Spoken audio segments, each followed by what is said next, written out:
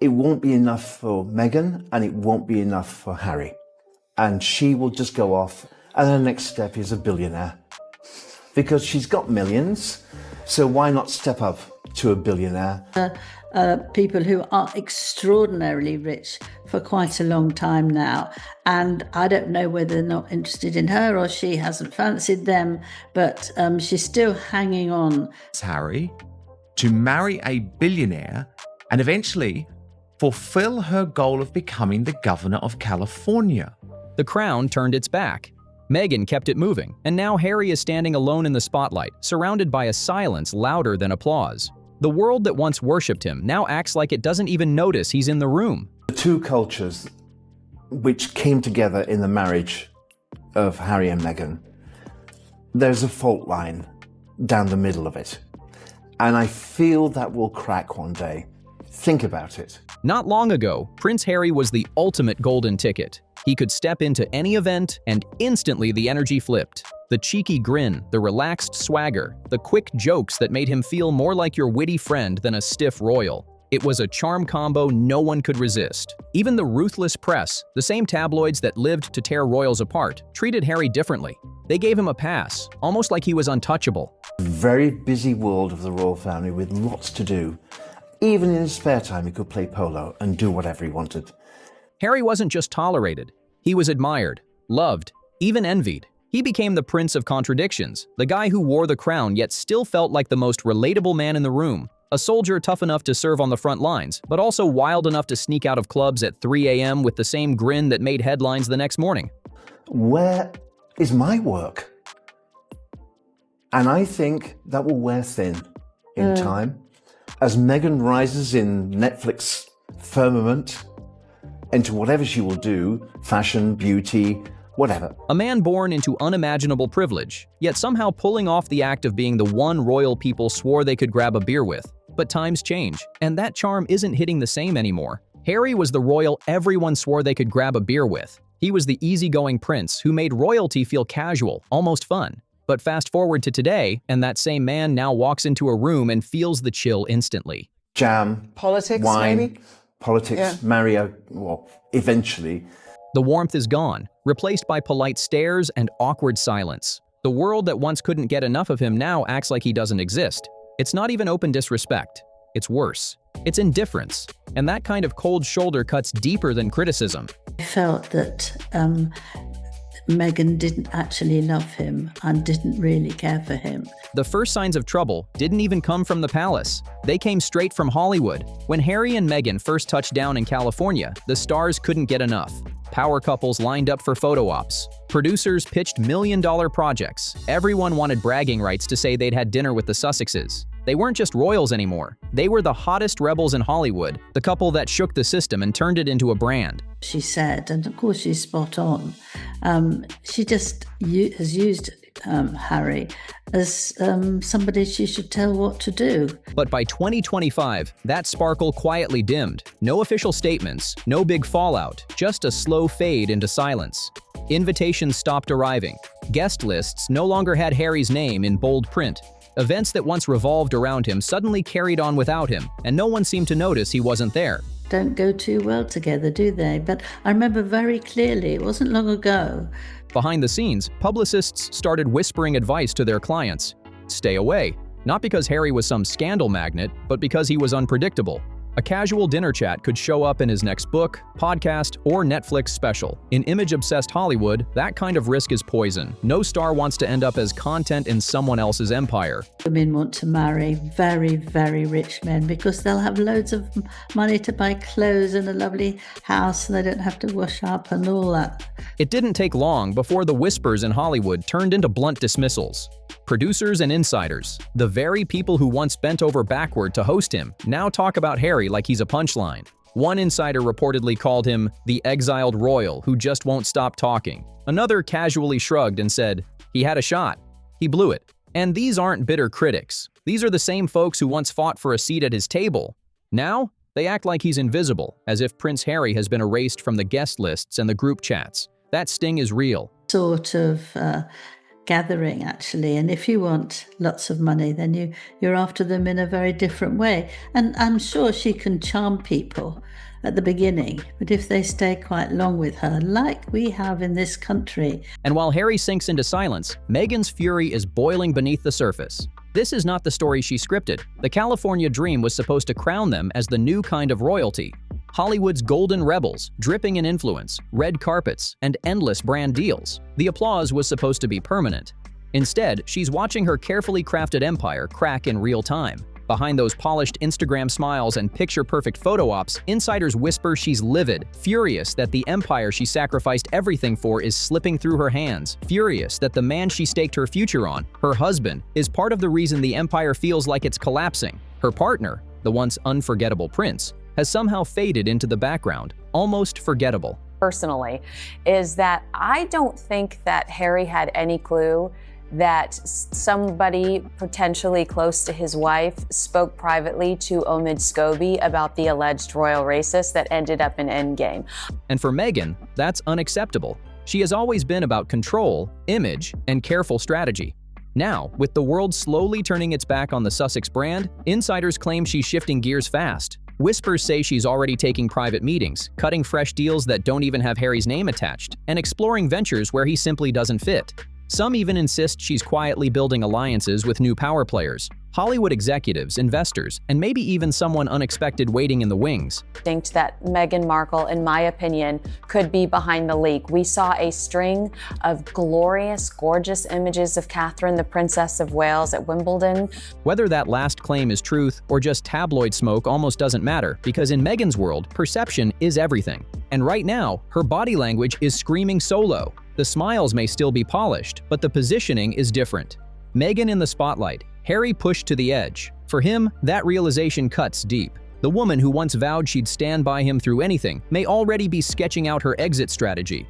Of someone close to Prince Harry doing something behind his back. That's interesting. Yeah, I do think Harry has said that it was. When the silence in Hollywood became unbearable, Harry shocked everyone with his next move. He went back to the UK, but make no mistake, this wasn't a sentimental trip down memory lane, and it definitely wasn't about chasing nostalgia. This was something else entirely. A desperate attempt to rewrite a story slipping out of his control. See, they don't.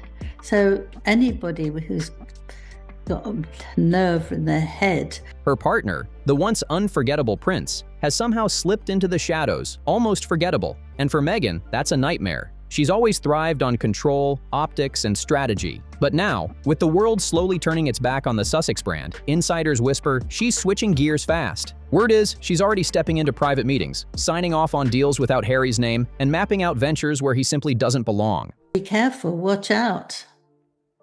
Indeed. Angela, it was also really interesting how Paul Burrell. Some even claim she's forging new alliances with Hollywood heavyweights, big money investors, and maybe even someone fresh stepping into her circle. Whether that last part is fact or just tabloid smoke barely matters. In Meghan's world, perception is power. And right now, every glance, every gesture, every photo screams solo. The smiles remain picture perfect, but the distance is obvious. For Harry, that's a dagger. The woman who once swore she'd stand by his side through anything now looks like she's plotting her own escape route. Sort of spoke about what he believes Harry saw in Meghan when they met. And obviously you were still writing your biography of Harry around that point, so I'm interested to know your take, but just watch his first and then I'll get you to react. When the silence in Hollywood got too loud, Harry stunned everyone with his next move. He went back to the UK, but don't mistake this for nostalgia. It wasn't about reconnecting with the land that once cheered his name. This was something else entirely, a risky attempt to reclaim control of a story that's slipping further out of his hands. I think that Meghan Markle, in my opinion, could be behind the leak. We saw a string of glorious, gorgeous images of Catherine, the Princess of Wales, at Wimbledon.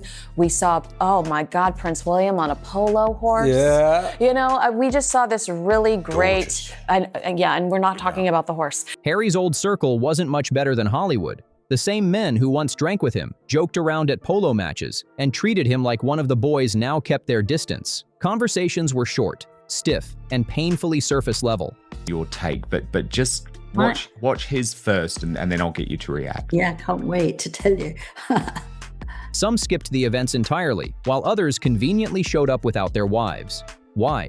Because no one wanted to risk their private life becoming Netflix content the next time Harry picked up a pen or a microphone. On the outside, Harry did what he's always been trained to do. He smiled for the cameras, delivered a neat speech about unity and service, and let the applause carry him through.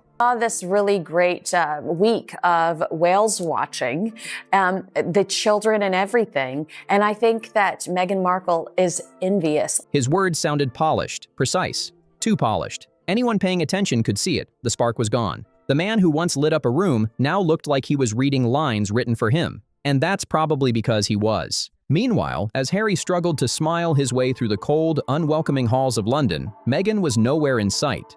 A 36-year-old mature woman whispered into his ear, "Harry, you and I could change the world." And I don't think he heard Meghan's voice. I think he heard his mother's voice. And that absence wasn't random. It was calculated. Instead of standing beside her husband for the cameras, she was thousands of miles away in California, photographed looking unbothered with a coffee in hand, sunglasses on, sitting across from a well-connected Hollywood executive. She wasn't hiding. She wasn't stressing. She was glowing, effortless, relaxed, almost triumphant. The timing was savage. While Harry was across the ocean trying to prove he still belonged, Scupper it, doesn't she? Because she knows if he goes back to the royal family, it's curtains for her. But keeping that's him an away. interesting point, Ash. Could it be, as Kinsey is suggesting, and I think there's a lot of reason to believe that Kinsey is right. Meghan was making it clear she was already moving in her own lane. Meanwhile, Meghan was busy dropping her own breadcrumbs, cryptic posts, subtle captions, and carefully placed photos hinting at new beginnings and big opportunities. I think he heard Meghan's voice. I think he heard his mother's voice. And that's what he was searching for. He was searching for the love which he had with his mother. Social media lit up instantly. Was she teasing a solo rebrand? Or was she hinting at something even more personal? For those paying attention, the message was loud and clear. Meghan didn't need Harry standing next to her to stay relevant. In fact, her absence spoke louder than any staged photo op could have. Well, there's a sort of a link there, but let me tell you, she had loads and loads of perfume that Diana. Choosing not to fly with him to London wasn't just logistics, it was a statement. And it left a trail of questions that Harry couldn't dodge. Why wasn't she there? Why wasn't she supporting him in such a fragile moment? Insiders are split. Some whisper it was a test. That Diana wore. And he was absolutely astonished that she loved that perfume just like his mother. Meghan wanting to see if Harry could still command a stage alone, if the world still cared without her perfectly crafted presence propping him up. Others insist it was pure optics, a calculated move to show she has her own lane, her own influence, and her own future. Either way, her message landed. Meghan Markle wasn't just part of a royal couple anymore. Yeah, obviously, this meeting was carefully arranged. It's got to be stressed. It was supposed to be very early day talks about the possibility of a thawing of the Arctic feud between Harry. She was building herself as the brand. Either way, the contrast was impossible to ignore. Harry looked strained, overmanaged, and almost desperate to prove he still mattered. Meghan, on the other hand, looked free, glowing, relaxed, unbothered, and that's exactly when the whispers about her next move started to sharpen into something more sinister. Inside the royal family, the frost was unmistakable. William's conversations with Harry were clipped, cold, almost mechanical, like he was addressing a colleague at a board meeting rather than speaking to his own brother. Kate, the queen of polite diplomacy, offered carefully placed smiles, but her body language screamed distance. Even the cousins, usually Harry's safe zone, seemed on edge. Their eyes darted, their words rehearsed, like they'd all been briefed on what not to say in his presence. Add that 1 and 1 equals 3,000, and that's ridiculous. She did it on purpose, of course, I'm sure of that. But with the other thing, Meghan was very, very cunning. It was a brutal reminder. Harry wasn't just a son, a brother, or a cousin anymore. He had become the liability, the man who turned family secrets into Netflix content. The wildcard who wrote a book that didn't just bend tradition, it scorched bridges that may never be rebuilt. And outside the palace, the picture looked just as bad. Cameras caught Harry walking alone, hands shoved deep into his coat pockets, exhaustion written all over his face. About that, because Harry said I know that up in the sky, my mother is still looking after me and telling me what to do. Commentators pounced, calling him isolated, unwanted, even pitiful, a word no one ever imagined would be tied to the man, once celebrated as the people's prince. When Harry finally touched back down in California, the fairy tale reunion people expected was nowhere in sight. There was no Meghan waiting with her polished Hollywood smile, no kids sprinting into his arms for that picture-perfect moment. Harry and his family, especially his dad, Tobin Andre, is the king's most trusted courtier. And for that, you can take it to the bank. It wasn't Tobin, and it wasn't the king. And I suspect that Kinsey's right. The silence on the runway said it all. The magic was gone. That perfect moment the world expected never came. Instead, Harry slipped back into Montecito quietly, head down, his arrival caught only by long lenses and whispers of loneliness. No fanfare, no reunion, just silence. Rumors spread like wildfire that Meghan wasn't even in town. Yes, I can see that. And it's sort of, I'm not saying the exact conversation, but she was prodding it, that she was feeling what Diana felt. While Harry returned in the shadows, she was spotted miles away in Los Angeles, dining with industry elites, flashing smiles on red carpets, and making appearances that practically screamed independence.